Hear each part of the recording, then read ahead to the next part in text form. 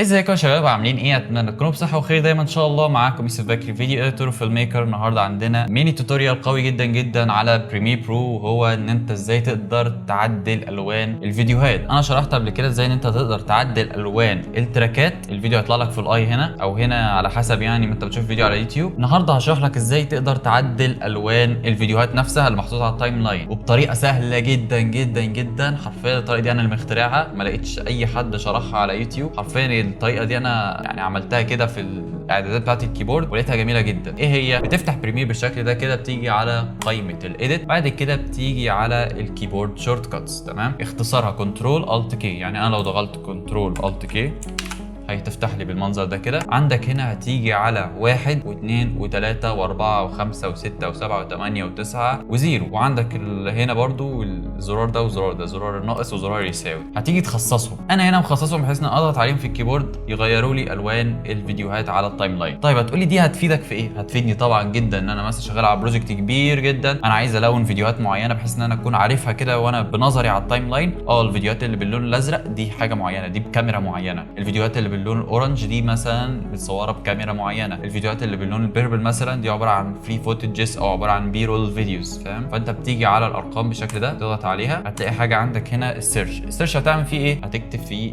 اسامي الليبلز. تمام، ممكن تكتب هنا بيربل اهو، عندك الليبل ممكن تكتب ليبل هنا كده. ليبل ده اللي هو ايه؟ تعديل الوان. وهتيجي على كل زرار وهتسحب. مثلا انا عايز هنا الزرار ده يعمل لي تان، تمام؟ فانت بتيجي على التان اهو، بتسحبه تحطه على زرار واحد، هتلاقيه على طول اتعمل لك على زرار واحد، وهكذا. هتيجي مثلا هنا على البراون تحط الالوان بالتدريج، يعني مثلا حط فايولت بعد كده بالترتيب عندك هنا، حط اسحب ده هنا وهكذا، فاهم؟ يعني بص اهو انا حطيت اهو، ممكن احط ده هنا بس انا مش هحفظه. ممكن احط اللافندر ده هنا، هو اصلا اوريدي محطوط. ممكن احط الكارولين هنا محطوط اوريدي، فاهم؟ فانت بتقعد تحط عليهم لغايه ما خلاص الدنيا تبقى تمام، وبعد كده بتعمل سيف اس وبتسيبها في اللاي اوت بتاعتك. يعني انا مثلا كده ايه، ممكن اعملها، انا مش عايز اعملها سيف اس حاليا، بس لو عملت كده كنترول الت كي تقدر تعمل سيف اس. بعد ما تخلص تضغط اوكي وتعمل سيف اس وتحطها عندك هنا كده، تكون لاي اوت خاصه بيك انت تقدر تستخدمها. بعد كده بتقفل، هتيجي على الفيديو ده بالمنظر ده، تضغط 1 لونه اتغير، الفيديو اللي جنبه 2 لونه اتغير، الفيديو اللي جنبه 3 لونه اتغير، 4 5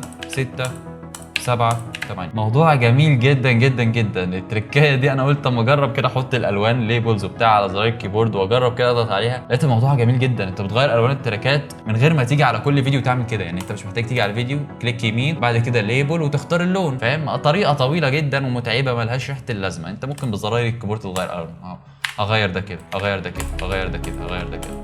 بص، موضوع قمه في السهوله وقمه في الجمال حرفيا. بس كده يا جماعه، ده كان ميني توتوريال النهارده. تبقى السلسله دي ميني توتوريالز بتفيدك على طول في البرنامج، وتقدر انها تختصر لك الوقت 75% ولا حاجه، لان وقتنا كلنا مهم جدا. لو الفيديو عجبك ما تنساش تضغط لايك اهم حاجه، وتشير الفيديو مع اصحابك عشان يستفادوا ويقدروا يختصروا الوقت بتاعهم. وما تنساش تشترك في القناه وتفعل زر الجرس اللي جنبه عشان يوصلك تنبيهات بكل فيديو جديد بنزله على القناه. كان معاكم يوسف بكري، سلام.